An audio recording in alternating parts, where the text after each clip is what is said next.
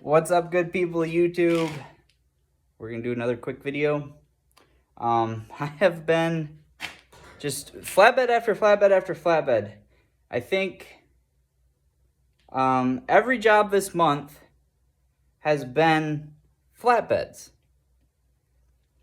This will probably come up in, well, actually it is July. Shoot, it's already after the 4th. Last 5 weeks have all been flatbeds. It's just flatbed, flatbed, flatbed, flatbed. I'm not complaining. I like them. I like building them. So this one, we're doing a custom one. This is going on, I believe it's an 89. I believe it's an 89 F800 or 800. I don't actually know if they're, I don't know. I think they're F800s. Yeah, it's an 800, not a, like a 8000, like they have the Ford, L9000s. I think they have 8000s too. It's a Ford F800. I think it's a gas big block. They've shortened the frame, so it is 8 feet. But to get our rear skirting past the rear hitch, we have to stick it out a little bit more. Yeah. On dualies, I always bevel the insides. That way, so this bar is always the width of the cab, and then this is the width. This is the width over the dualies, or the duals. That way, when you get out of the cab and you go, you can actually walk without breaking your hip or bruising it up. Yeah, nothing fancy about this one. No toolboxes or anything. But it is, this might be my favorite bed I've built to date. Reason for that being, there's nothing even remotely annoying about it. And what I mean about that is, one thing that always annoys me on flatbeds is I have to put the fuel fill tube on the driver's side, which means it interferes with the stake pockets and rub rails, so it never lines up on either side. And I haven't found a good way that I like doing it, because I like to get that fill tube with as big as angle as we can get for fuel flow. So yeah, it's just, I haven't found a good situation for it yet.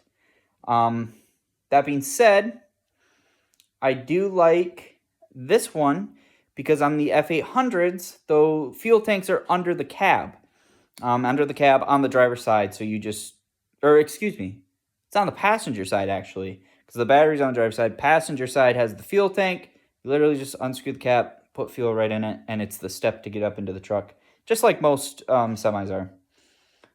So that's really nice. So we don't have to deal with that, which means it's going to be nice and symmetrical. Everything's real square on it. I always take, well, first off, I always take my time squaring up. Obviously, I weld the first and the last cross member on first and get the perimeter all squared up.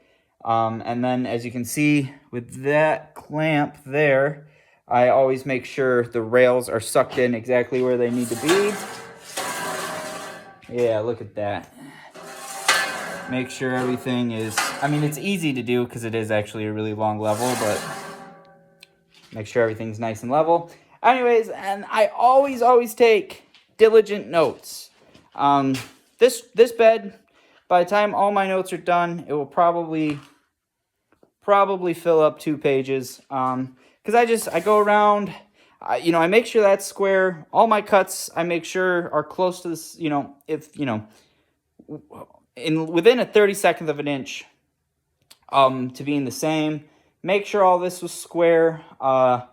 This one, our axle center is going to be 64, so the axle is actually sitting a little farther back than a normal bed. Again, it's all custom. It's getting the mini skirt on it. I do think I'm going to come out with beds, because here's the thing. I miss out on probably $10,000 a quarter. So in 3 months, I miss out on about $10,000 worth of work because I don't have any beds sitting here ready and waiting. And the reason I don't even try is because so many vehicles have different wheel distance, center of wheel from the cab. And when you're doing skirted beds, that's important because if the wheel well on the skirt isn't in the right location, bed's not going to fit. So when I started this, I told myself I was either going to put skirting in toolboxes or mini skirts on them, right? With the mini skirts, I have to know where the wheel well is going to line, so I don't really like building them for stock. So I think what I'm going to do is I'm going to build some with no skirts. It's just going to be like a 4-inch piece that sits flush here, comes down, and gets bent in a 90, an inch or so, just so that's a smooth transition on the sides.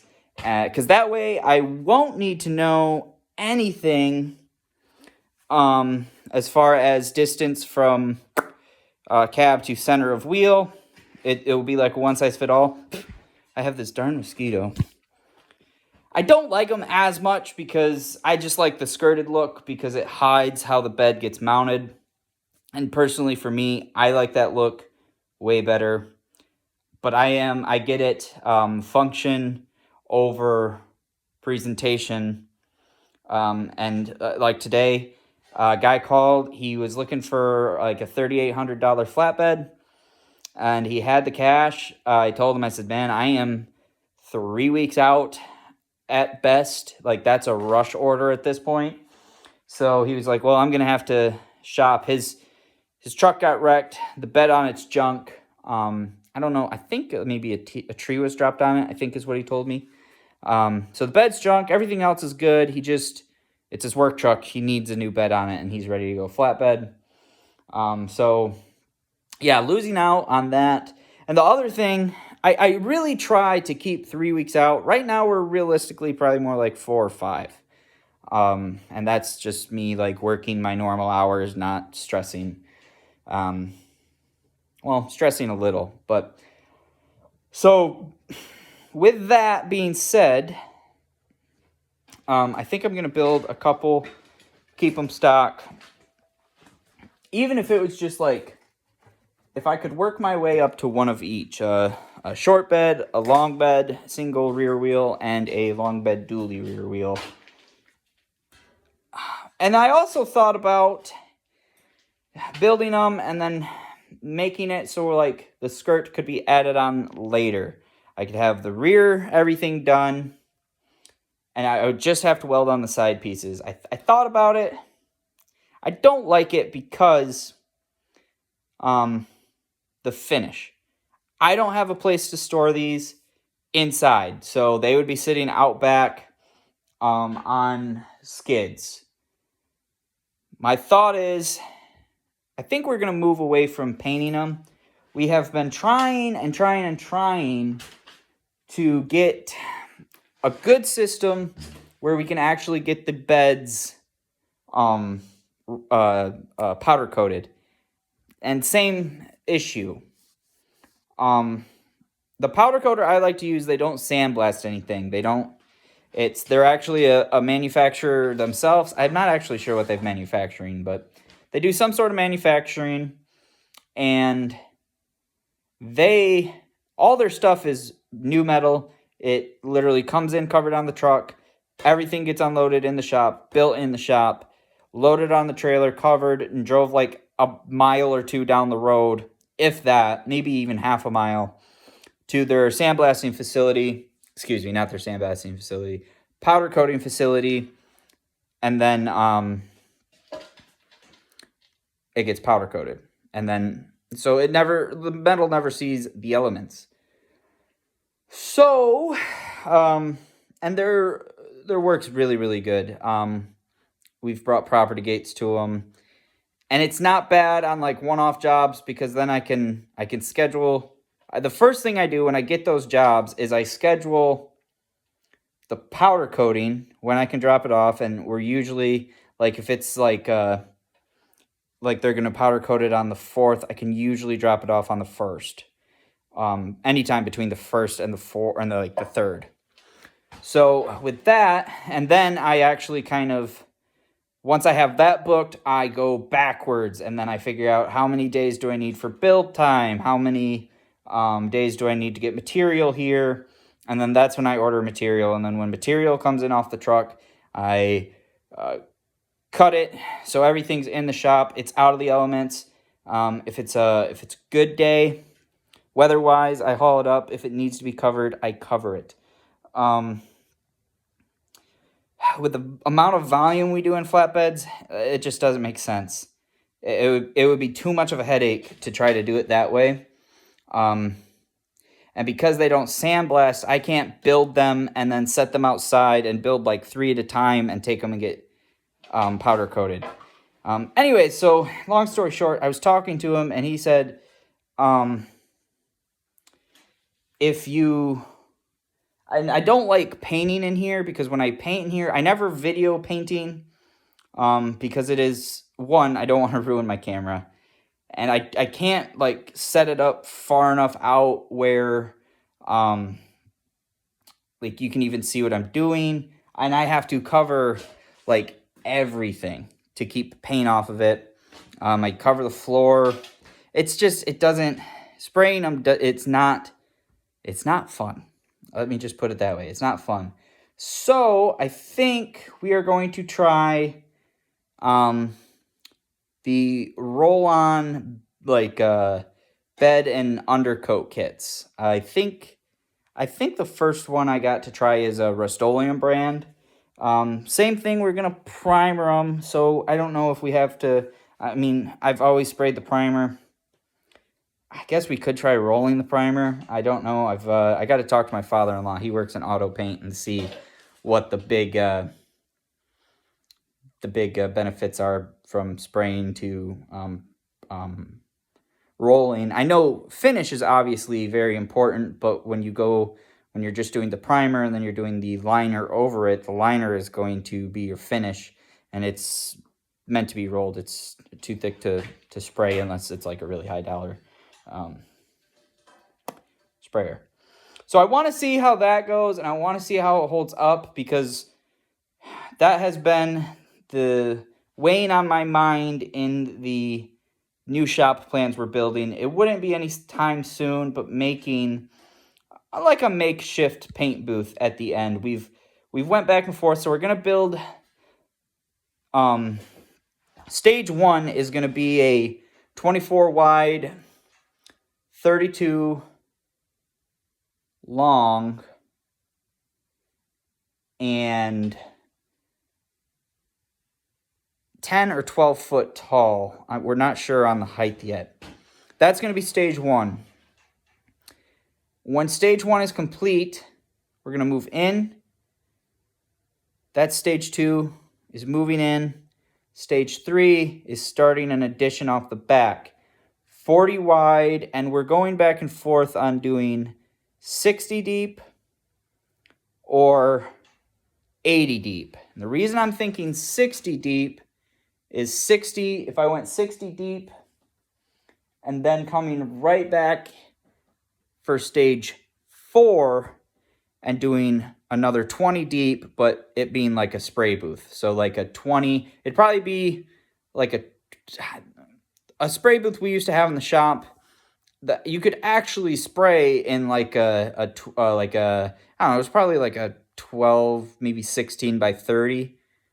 Not very often we filled up and sprayed the whole thing, and we had a drop cloth in the center so we could spray, move them into like a drying and curing area while we were spraying the next batch.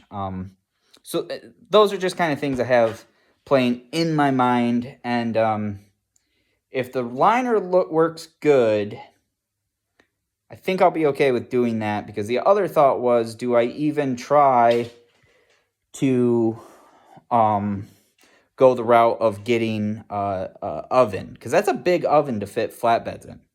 And, you know, then you're looking at, okay, how many flatbeds do you move a year? Does that justify buying the the big oven. Yeah, lot to sit and debate about, but we're gonna see how the liner stuff works, and I'm not afraid to try different brands. Um, we have a rule: we're a small business. We like to spend money at other small businesses. So locally, I can get the Rust-Oleum liner brand. So that's why we're trying it first. And if we like it and we don't have any complaints as far as durability and looks, we're just going to keep with that because we can buy it local. We buy all our hardware local. We buy like all our paint and stuff local, all our paint supplies, all that stuff local.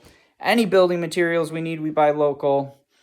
The only thing we really don't buy local, even our steel, like it comes within a half hour.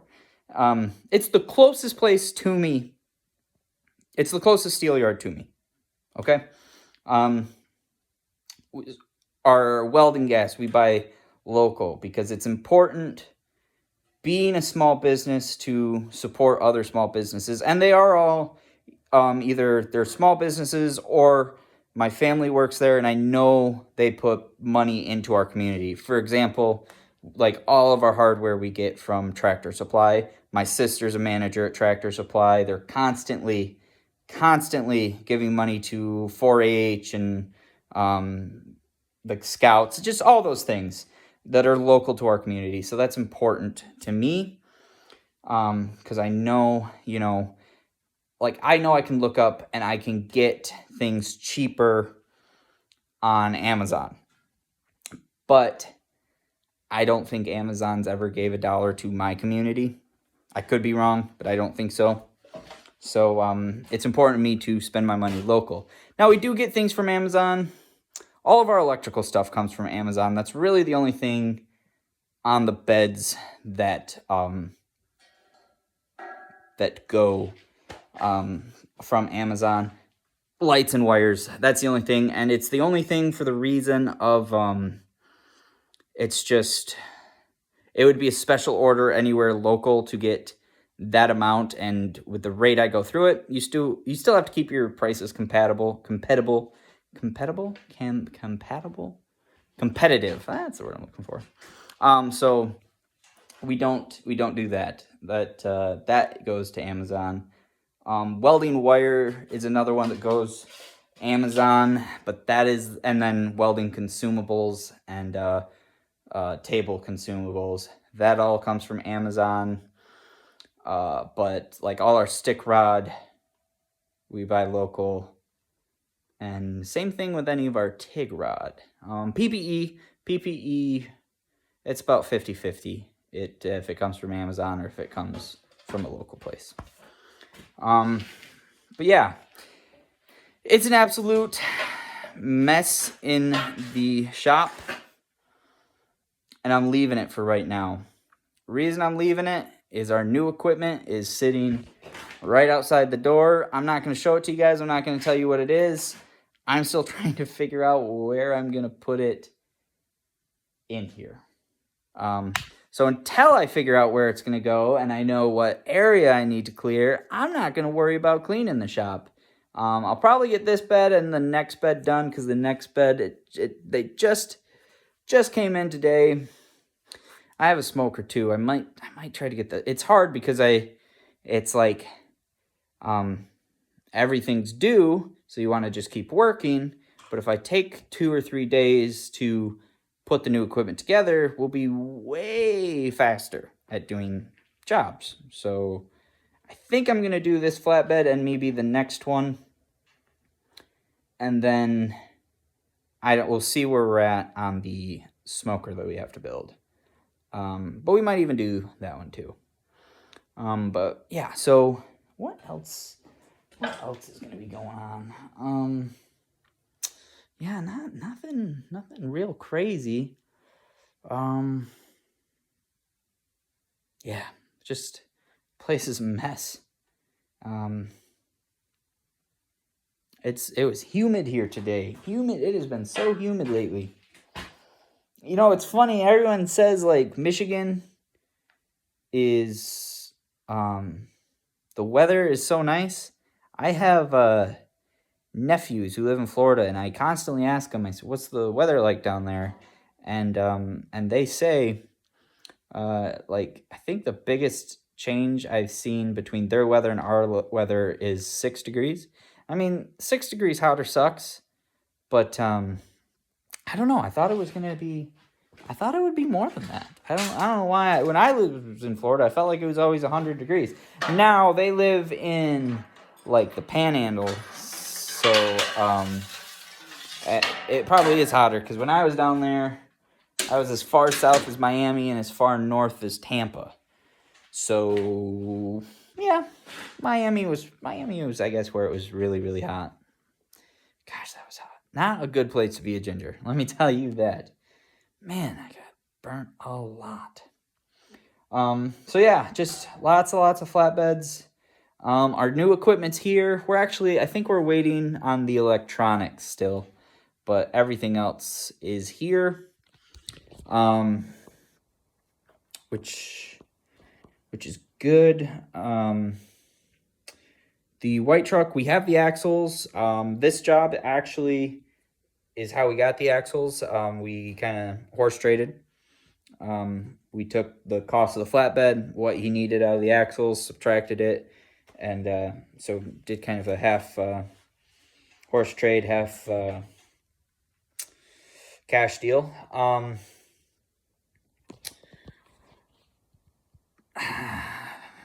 It's hard because the truck needs some work axle-wise, so I think I might try to squeeze those axles in, get them repaired, and then get them on the truck and just fab up some fenders on that truck, and then worry about building the flatbed at the end of the year. We got the motor back for the Ford 800 tractor. I believe it's an 861, 172 cubic inch motor. I have to get a new camshaft because the camshaft that was in it, no good. Then I have to get just the rebuild kit, the engine overhaul kit. And if anyone's wondering, yeah, that's coming from a Michigan-based company too. They're on, I can't remember. I'll give them a shout out when we get the tractor back. Let me know in the comments if you would like to see us rebuilding that engine. I'm not a mechanic. I'm comfortable with that. I think I know what we're doing. It's me and my father-in-law who are going to do it. And it's over at his place because, he has a 9-to-5. So he was like, yeah, we'll just roll it in here, tear it down, send everything out to the shop. When it comes back, we'll just assemble it. It's not a big deal. He has 2 bays, and like I told him, I said, we can slap the front axle on real quick and roll it out if we need to. We just haven't needed to. So if you guys want to see that build, put itself down in the comments, and then I can kind of go over the direction of the tractor a little bit too. And if you guys want to see it, I'll have to okay it with him to, he'll be, obviously, it's hard to rebuild the motor and do a film about rebuilding the motor and not be in the video. So as long as he's good with being in the video, we could probably do that. But I'll be excited to get that one back. That will simplify things a lot. A lot. So, yeah. Hopefully this table, I was doing some measuring the other day, and I was drawing up layouts with the new equipment. We might have to just set that table out back for a little bit until we're in a new shop. We might not, with the new equipment, we might not have room for it, which sucks because I'll have to figure something else out for a table. I know it looks like a catch-all, but seriously, guys, there's a lot of times where that thing is cleared off. I mean, it's 10-inch I-beam frame. It's with a 3/8 5x10 top.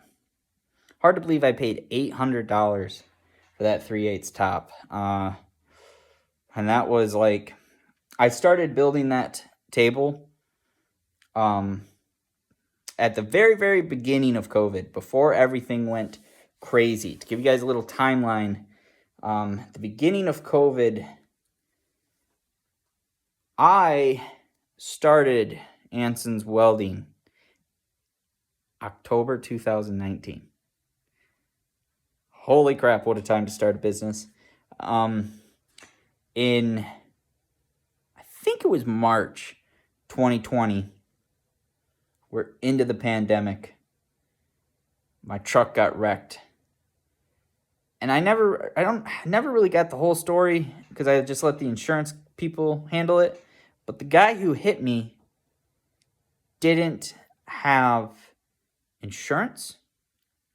And because it was COVID times, I think it took 6 weeks before I got the money and got my truck fixed. And then during that time, I had this. I scored this 10-inch I-beam off a job, and